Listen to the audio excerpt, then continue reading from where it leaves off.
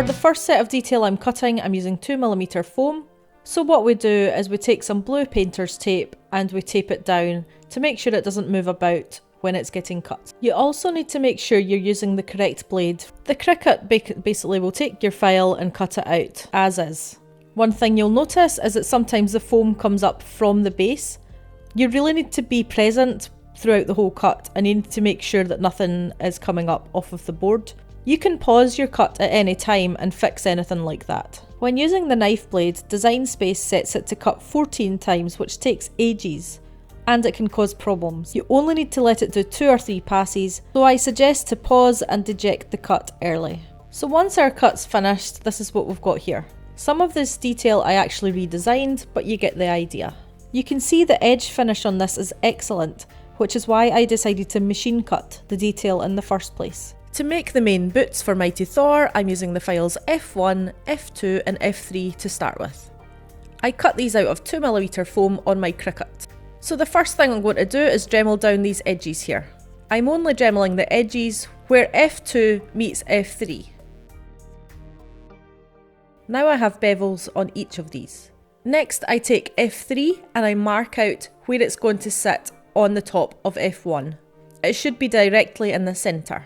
So I add contact cement to F1, F2 and F3. I spread the glue, then once the glue wasn't tacky, I joined these together. You can see I'm using a bit of baking paper here. This is to stop anything getting glued unintentionally. So for F2 I'm matching up the corners first and then gluing down the rest, and it should sit flush with this line that we've just drawn as a marking for F3. Then I go in and glue down F3. Now you can see from the front, if I was to bend this, we don't have any seams. So this is the back and this is the front. Now I cut out file F4, I mark on where this is to go on the front, I add contact cement to both sides, and then I glue these together. The main thing to watch when gluing this is that it's flush to the top and that the part pointing down is directly in the centre. Because it's quite thin, I think a steel rule really helps with this, just to get it straight. So now our boot looks like this from the front. Next I'm taking file F5. This goes on top of F4. Again I mark out where to glue, add contact cement to both parts that are getting glued, and I glue this down again using the baking paper as a guide. I match up the very top, and then glue this piece directly on top of the thin piece underneath. Now the thing I didn't want to happen was this middle bit to be too thick. So what we're doing with this part is we're dremeling it as if in a sort of ramp so that the bottom's lower and the top's higher. So I actually Dremel it down until I lose a good couple of millimeters at the bottom. I then grab some sandpaper and a sanding block and just refine this so that it's not bumpy at all. So now we're gluing on F6. So again we're gluing this over what we've got here, matching up the top. And what it's going to do with that long part sticking down the bottom is it's going to hide the dremeling that we've just done. Therefore the finish on the front will be a lot cleaner than if I was to Dremel at this point. Now I take my heat gun and I heat the whole shoe. We're going to try and curve it as much as we can. Next I take my Dremel and the sanding drum and I taper the top of the boot backwards. This is to make it look a bit cleaner from the front. Now I take files F7 and F8. These make up the detail at the very outer side of the boot. First of all I Dremel all the edges of F8. Then I add glue to F7, glue to all the pieces of F8 and join these together. I'd really utilise using the baking paper here as they're quite tricky to get glued in the correct places. I found it best to start with the surround here. I then start gluing in all the inner pieces and they should fit in nicely like a jigsaw. I glue the bottom pieces on also. Once finished I use a heat gun to shape it. So the issue with the pointy bit at the top is that it's not supported in any way. So when it's sticking up over time it's going to bend and things like that and it's not going to look as good. So what I do is I take a bit of Warbler, I draw around what I have, I cut it out and I'm going to glue it directly on the back. The main thing here is to make sure it's just slightly smaller than the foam so that you can't see it from the front. I add contact cement to the foam and contact cement to the Warbler and then I glue these together. I then take the heat gun and this allows me to shape it. Just be careful not to burn yourself. I do this to both sides and that part's now complete.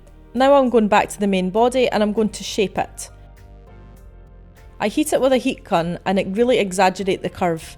This means that when it bounces back it's more in the shape that I want. So at this point I'm going to glue this on. I mark out where it's going to go. It should sort of hit the corner of the base here and stick straight up. Wherever you're gluing it, just make sure it's the same on both sides. So when I'm gluing this on, it's going to actually glue to the ridges rather than the actual foam base part. So what I'm going to do here is try and create a flat platform. So I take some foam clay and I pack this underneath the ridges.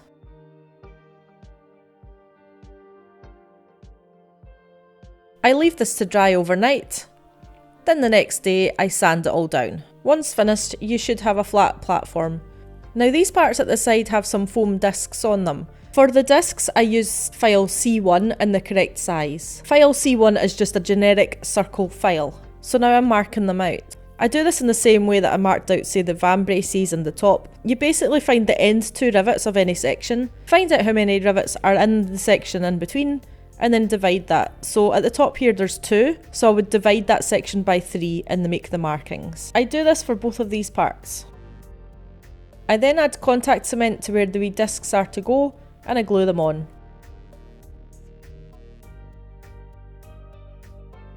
I'm now going to connect the side detail to the shoe, so I add contact cement to the base and contact cement to the side part that's to get glued.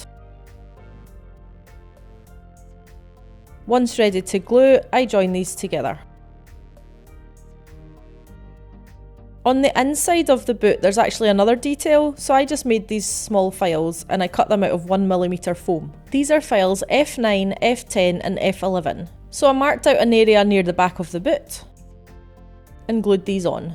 If you want to glue yours in a similar place, I made sure it sort of hit the corner at the bottom of the boot, so you could use that as a reference. So you can see each one gets glued at a different section on the boot. Now I'm going to completely close the boot at the back. However, I want to make sure it's completely straight. So I just Dremel anything that doesn't look right so that I get a really flush join. I add contact cement to both sides and spread the glue. I need this join to be super strong, so once the first layer of glue is dry, I actually just add a second layer. I spread that and leave that to dry. Now before I glue it round, I make sure I warm the entire piece with my heat gun. When you're gluing the back of the boot, you want to make sure that all the sort of ridges that are sticking up match, and that the bottom part matches too. And use your heat gun as best you can. The heat gun will make this process a lot easier for you. I also decided to direct heat at the bottom of the boot, and then I used my fingers to shape it. You can see I'm using my thumb to just gently stretch the foam here. And afterwards it looked a bit more curved. Now I've cut out files F12, 13, 14 and 15. And in a similar vein to the main boot, I'm going to mark out these parts and Dremel the edges. I then add contact cement to F12, F13 and F14. I spread the glue, wait for it to set, and then glue these together. I can then use a heat gun to shape it, and you can see there's no seams at the front. Lastly, I take F15. This is a detail that goes on the top. I mark out where to glue, add contact cement to both surfaces, and then when ready, join these together.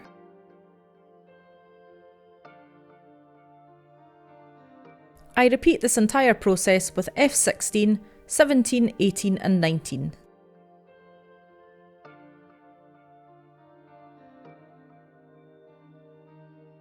Now that we've constructed the main parts of the boot, I'm now going to connect these pieces together.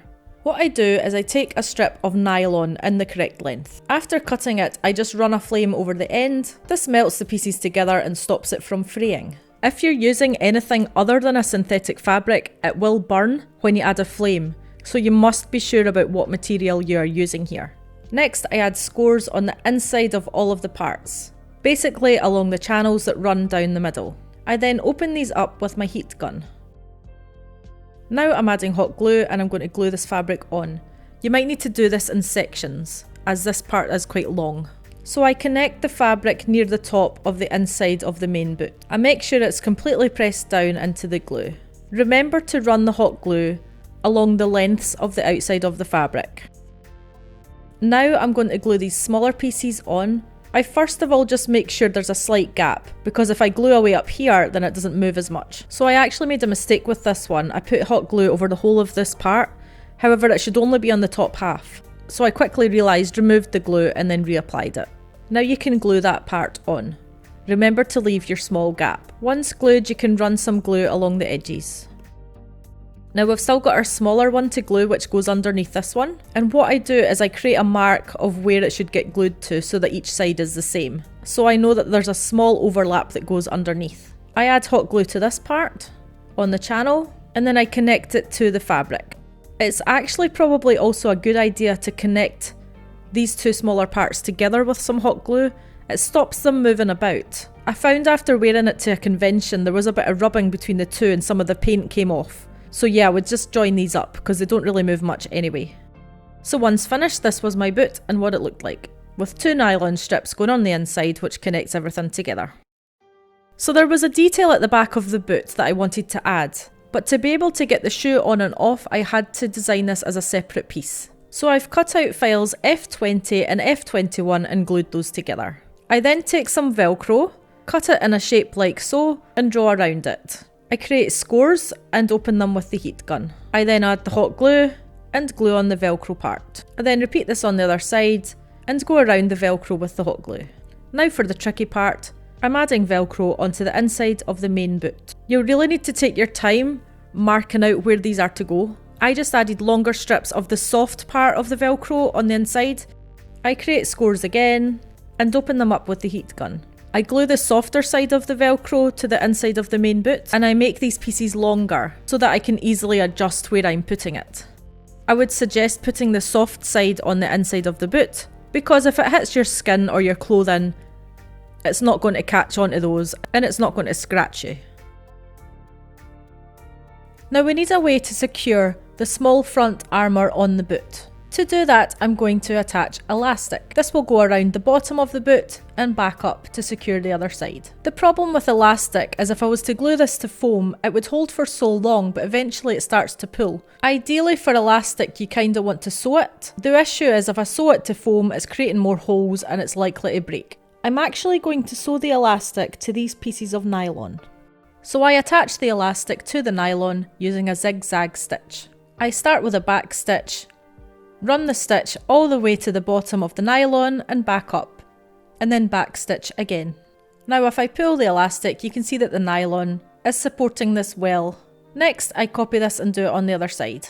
Just make sure that the elastic is not twisted when you do this and that you sew on the correct side. So first of all, I just make sure they're the correct length and that they're going to go underneath the shoe.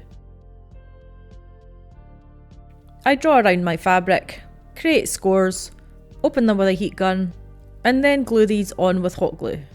Just make sure not to twist the elastic when you do this, so when it goes around the shoe it's straight.